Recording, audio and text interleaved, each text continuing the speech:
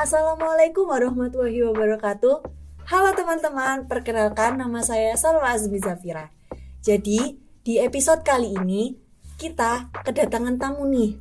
Siapa ya kira-kira? Jadi, dia ini adalah siswa terpilih yang mengikuti kelas akselerasi UPT-PTKK di Universitas Negeri Surabaya nih. Menarik bukan? Jadi langsung saja kita panggil. Ini dia anaknya, Saban Insan Anyastagim.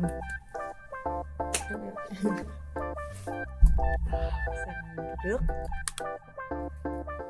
Nah, selamat pagi. Selamat pagi juga Mbak Salwa.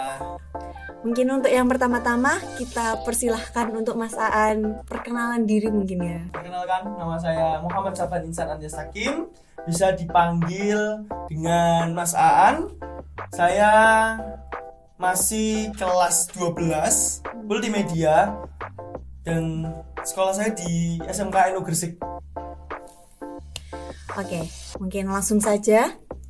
Kemarin kan Mas Aan ini jadi siswa terpilih yang ikut di programnya yang ada di UNESA nih. Nah, Iya. kira-kira apa aja sih yang Mas Aan lakukan di kelas akselerasi kemarin itu? Pertama check-in di awal sekitar jam 12. Lalu kita lanjut isomah di kamar sampai menunggu besok. Nah, menunggu besok terus kita langsung ngikutin arahan. Lalu di sana juga kegiatan cukup padat ya. Pagi juga kita udah senam dan segala macam, terus makan pagi, terus barulah kita masuk ke dalam acaranya di UPT-PTKK itu tadi. Jadi kayak lagi asrama gitu ya.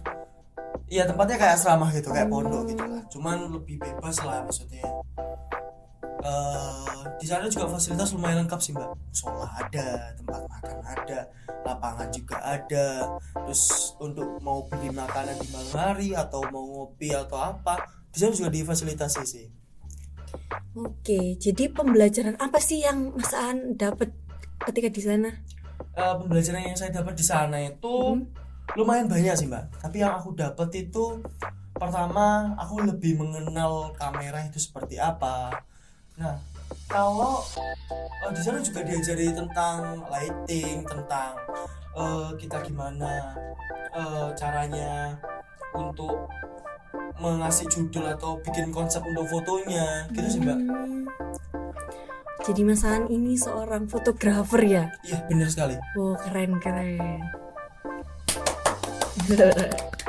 Oke, jadi Mas Aan ini kan bisa dibilang seorang fotografer nih. Iya, benar. Untuk awalnya sendiri itu apakah hobi atau apa gitu? Atau hobi dari kecil atau nyoba-nyoba terus ternyata rezekinya di sana atau bagaimana? Sebenarnya kalau ceritanya sih lebih dari kecil sih udah seneng sih lihat kamera, udah kayak cocok gitu. Oh, kayak aku cocok deh sama kamera. Tapi dulu belum sadarnya itu waktu udah SMP, karena di SMP juga guru tuh ada yang kayak mempersilahkan untuk mencoba. Nah, waktu itu sebenarnya pilihannya itu bukan ke multimedia sih, bukan Tapi ke fotografi, karena orang tua dominannya pengen masuk SMA, karena nanti biar masuk hukum katanya gitu kan. Ternyata hukum Tuhannya berkatan lain. Kayak akhirnya aku awalnya sih nggak bisa nemuin SMK yang dekat sama rumah yang sesuai dengan jurusan. Ada sih itu di Serme kan, jauh sih, orang tua juga nanti khawatir perjalanan dan segala macam kan. Akhirnya aku udah punya pilihan sih, kayaknya kalau di Gresik nggak ada, aku di pondok lagi aja deh, di pesantren lanjutin di MA sana aja. Ternyata alhamdulillah ada temennya ibu itu ngasih rekomen kalau di SMK NU Gresik itu ternyata udah ada multimedianya gitu. Awalnya sih kalau aku lihat di sini sih, aduh kok sekolahnya kayak kurang. Pertama awalnya aku menyepelekan. Padahal SMK NU Gresik ini sangat lengkap teman-teman. SMK PK. Iya, SMK PK. Aku juga baru tahu ternyata alat-alatnya dari kamera lengkap, terus kamera film terfasilitasi. terfasilitasi. Oke lah. Keren ya. Jadi awalnya juga nggak menemukan SMK di sekolah lain, terus ya udah jodoh lah ya, Iya, jodoh di jodoh SMK sih. ini. Terus kalau dari fotografinya sih awalnya maunya nggak ambil fotografi mbak. Aku pengen nyoba yang hal baru lah, video atau desain. Ternyata di desain aku juga nggak cocok. Oh ternyata aku coba lagi di video, lumayan lah, tapi ternyata kurang maksimal hasilnya. Akhirnya aku putuskan, akhirnya aku ambil foto sih mbak. Udah, emang jodohnya itu di foto. Iya sih. Benar-benar. Keren. Keren. Karena masih SMA, udah banyak pengalaman gitu lah. Ya pengalaman itu gampang lah bisa didapat, cuman yang membantu kita juga dapat pengalaman ya dari SMK Negeri. Aku bangga sekali jadi anak SMK Negeri. Jangan lupa join SMK Negeri. Benar sekali teman-teman. Oke, mungkin selanjutnya kita langsung aja nih. Langsung aja apa nih? Kita langsung aja tanya-tanya sama Mas Aan basic-basic tentang kamera. Oke, kita minta tolong sama Mas Yanto untuk ambilin kameranya. Mas Yanto. Oh ini Mas Yanto. Wis. Terima Mantap, kasih. Ya? Jafir ini kalau kalah nih Mas. Wah, keren sih, keren habis.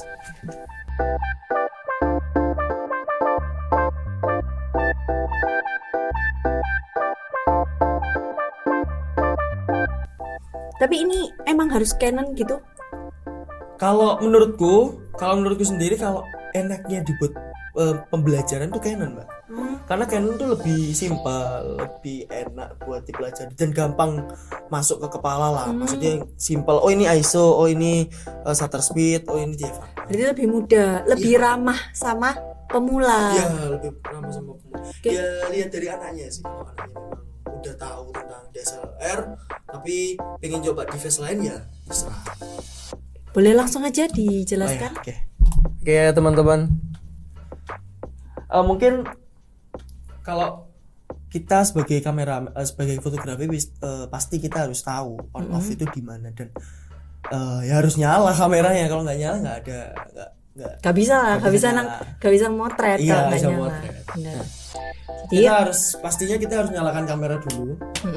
Setelah kita nyalakan pak, munculnya kan pasti beda nih teman-teman. Wah, kok gini nih. Nah ini itu dia nyambungnya langsung ke viewfinder. Viewfinder itu apa? Yang di dalam sini. Jadi langsung teleskop gitu mbak. Jadi lebih enak gitu loh fotonya. Tapi kalau saranin buat awal mungkin bisa pakai di layar dulu. Lah caranya kita pencet ini teman-teman. Ini mbak ya. Oh iya, ada di ujung itu. Ya di ujung terus pindah. Tuh, ya. Ganti. Oh iya, jadi ada di layar ya. Iya di layar, langsung kita ganti ke layar. Baterainya habis teman-teman. Gak apa-apa, aman ini. Nah, saya akan jelaskan tentang segitiga exposure dulu mungkin mbak ya. Boleh. Oke. Segitiga exposure ini apa? Segitiga exposure itu terdiri dari ISO, shutter speed, diafragma. Ya, segitiga. Nah, penempatannya di mana mas untuk shutter speed sama ISO dan segalanya? Nah, kita bisa pindah dipindahkan ke sini lagi, kita ke viewfinder ya, kita pencet lagi. Nah, ini teman-teman. Nah, M adalah mode yang kita pilih mbak. Kita mau pilih foto tentang apa? Oh, modenya misalnya auto. Oh yaudah kita ganti ke auto. Dipencet, tarik, diganti auto. Oh iya. Kalau tadi M itu apa? M itu manual mbak. Oh. Tapi kalau menurutku kita mending pakai M aja teman-teman. Kenapa? Lebih biar tahu karakteristik kita, terus biar value dari yang kita dapat juga biar lebih dikatakan profesional lah, walaupun baru pemula. Tapi itu termasuk termasuk memulai profesional sih mbak. Nah, mana sih kak yang namanya shutter speed, ISO, diafragma? Nah, untuk shutter speed teman-teman, ini shutter speed. Shutter speed itu hitungannya biasanya 1/125. 1/200. Nah, itu shutter speed teman-teman. Nah, kalau diafragma, kalau di sini kebacanya F. Nah, ini F. Oh iya, 1.8. Ya, F1.8. Nah, terus kedua ISO mana, Mas? ISO itu biasanya udah ada tulisannya, Mas. Di dalam Di kamera pasti ada tulisannya di sekitar layarnya gini, Mbak. Nah, ini sebelah kanan biasanya. Nah, penjelasannya ISO diafragma itu apa aja sih? Nah, kalau penjelasannya ISO adalah kecepatan dalam cahaya, kepekaan dalam cahaya. Maaf, kepekaan dalam cahaya. Jadi kayak cahaya apa ya? Kita menggunakan cahaya yang pas. Udah cahaya di luar lah tanpa lighting dan apa. ISO itu kalau memang nggak butuh dinaikkan, nggak usah dinaikkan. Kenapa kalau dinaikkan? Akan berpotensi akan apa ya? Cahaya berlebih, Mbak. Oh, terlalu cerah. Nah, benar, terlalu cerah. Nah, ISO itu kalau semakin kecil dia akan semakin hitam. Kalau semakin besar juga akan semakin tinggi cahayanya. Nah, tapi ada efeknya dari ISO. ISO nanti efeknya itu keluar bintik-bintik. Kalau terlalu cerah. Iya, terlalu cerah. Bintik-bintik ini bisa disebut namanya noise. Nah, yang kedua itu shutter speed. Ya, shutter speed adalah kecepatan ranai yang menangkap cahaya. Jadi contoh nih teman-teman. Ada contoh misalnya ini kipas lah, kita yang gampang aja lah, kipas. Aku pengen dapat gambarnya itu masih ada blurnya, kayak masih ada gerakan dari kipas yang mutar itu. Nah, biasanya aku memakai shutter speed di bawah 1/30 atau 1/15 ke bawah. Nah, saranku kalau bisa kalian kalau semakin kecil angkanya, kalau bisa kalian memakai ini, Mbak ya, memakai tripod. Kenapa? Nanti kalau misalnya kita nggak pakai tripod, hasilnya shaking, teman-teman. Hasilnya apa? Hasilnya kayak ngeblur nggak jelas. Bergerak. Nah, efeknya juga selain itu akan semakin cerah cahayanya. Kenapa? Artinya untuk mendeteksi cahayanya akan dia nyalanya lebih lama, kayak foto cek gitu, Mbak. Ngedelay. Iya, ngedelaynya cukup berapa detik itu sih biasanya. Tapi kalau misalnya kalian pengen dapat foto bergerak tapi orangnya freeze, biasanya aku memakai shutter speed di atas 1000 ke atas, teman-teman. 1000, 1/1000, 1/4000, pasti hasilnya akan freeze, kayak walaupun itu posisinya dia muter ya, tapi nanti bisa jadi terlihat freeze. dia. Terlihat dia, Mbak, kayak mati dia. Padahal dia muter gitu. Nah, kalau diafragma itu seberapa banyak masuknya cahaya. Nah, seberapa banyak masuknya cahaya itu kayak gini, Mbak pengen foto bokeh, belakangnya ngeblur. Bokeh itu Kayak kata lain foto one single, tapi sampean pengen belakangnya itu view-nya nggak kelihatan fokus di sampean aja. Oh, jadi fokusnya hanya satu objek tapi belakang ngeblur. Itu namanya bokeh. Oh, itu namanya bokeh. Nah, itu biasanya F1/8 atau F1/4 tergantung dari lensa, teman-teman. Tergantung dari lensa. Ada yang beberapa lensa yang bisa sampai nangkep tuh 1/4. Oh, itu lebih bokeh lagi, Mbak. Oh, gitu. Nah, lanjut. Kalau pengen tahu maksudnya penjelasannya itu, kalau F itu semakin kecil, bukaan dalam lensanya akan semakin lebar. Nah, kalau F semakin besar angkanya, lensanya itu dalam lensanya akan semakin kecil, Mbak. Oh, semakin kecil. Nah, itu juga efeknya kalau semakin besar akan semakin jelas belakangnya. Itu hitungannya mungkin dari F 7.1 sampai ke atas lah, itu udah mungkin bisa menjelaskan semua sih, bisa jadi jelas lah fotonya. Itu sih, Mbak. Tadi kan Mas Aan juga bilang tergantung lensa. Ya. Berarti lensa itu ada bermacam-macam dong? Ada bermacam-macam, Mbak. Ada namanya fix, ada standar. Sapu jagat itu juga bisa dikatakan kit juga aja, standar juga sih. Tapi dia lebih bisa 3-in-1 lah kalau hitungannya. Kalau aku yang pernah denger tuh jadi 3-in-1. Nah, mungkin kita bisa bahas ke sapu jagat dulu ya. Nah, kalau sapu jagat itu hitungannya ini kan termasuk lensa? Ini sapu jagat, teman-teman. Oh, jadi yang di bawah mesan ini lensa sapu jagat.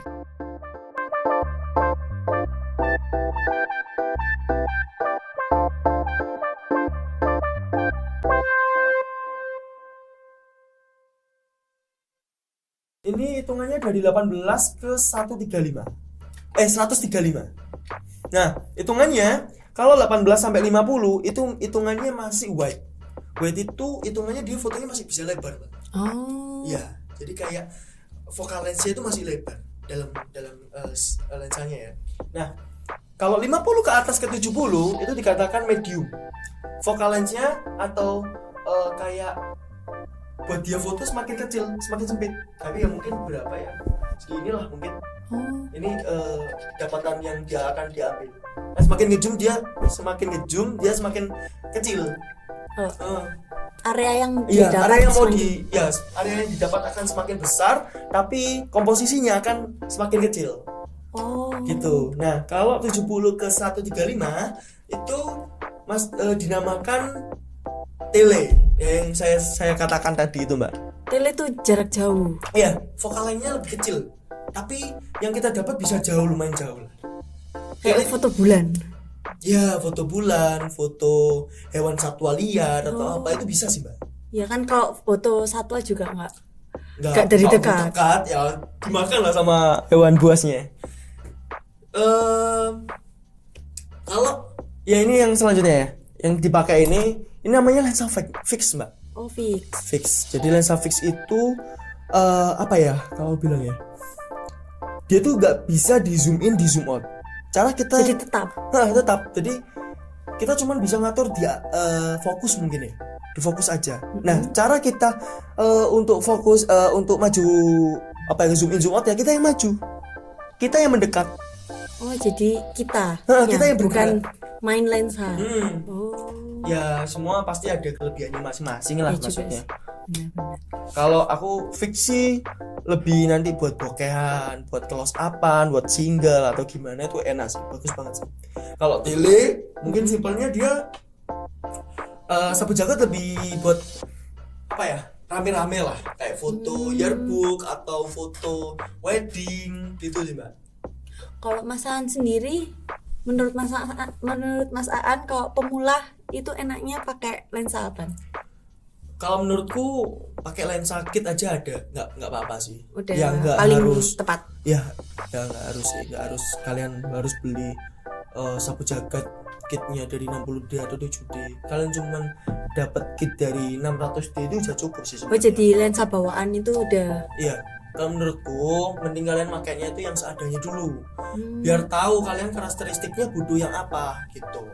Karena kan setiap apa yang diambil itu berbeda-beda, Iya, butuh bener. lensanya. Bener banget, Pak. Jadi begitu. Mm-mm.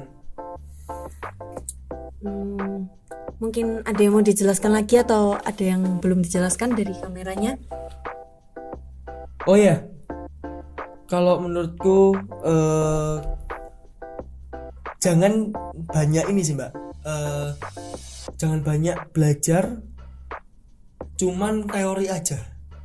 Oh, Sebagai fotografer ya, maksudnya harus sering-sering nyoba, iya, sering-sering kalau motret. udah dapat misalnya segitiga exposure atau apa udah paham ya, coba kalian mau sewa, mau pinjem teman boleh lah. Terus aku mau pinjem kamera dong, aku habis belajar gini, aku pengen tahu gimana karakteristikku. Aku udah paham kok ISO, shutter speed, diafragma. Oh, yaudah aku pinjemin. Nanti aku pengen lihat ya hasilnya biar aku juga bisa nilai ke kamu kurangnya apa.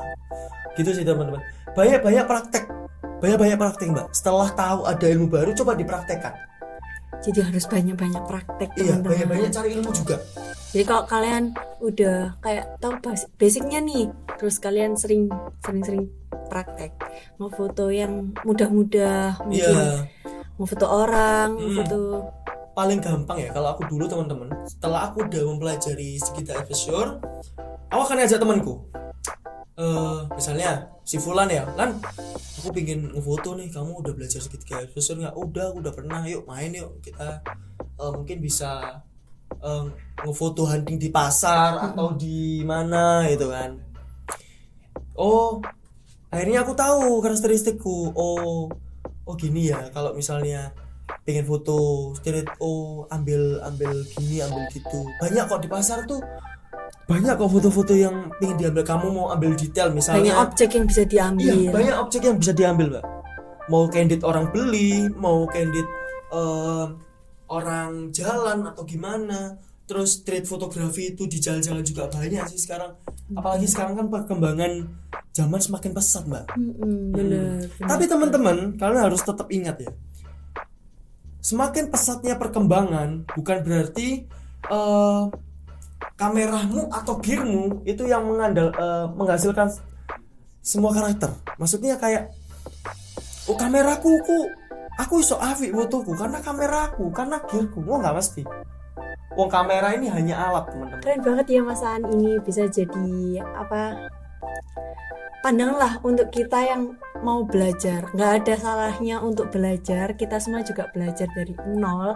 Siapapun yang mau berusaha, nantinya kalian pasti akan mencapai apa yang kalian mau. Benar sekali Mbak Salma. Jadi mungkin sampai itu saja penjelasan Mas Aan tentang kamera pada episode kali ini. Di episode selanjutnya kita akan langsung belajar mengambil gambar nih, yang nantinya akan dimentorin langsung oleh Mas Aan. Jadi jangan lupa tunggu episode selanjutnya. Cukup sampai sini. Saya Salwa Azmi Zafira. Saya Muhammad Sabanin Satanis Takim. Kami pamit undur diri. Wassalamualaikum warahmatullahi wabarakatuh. Dadah.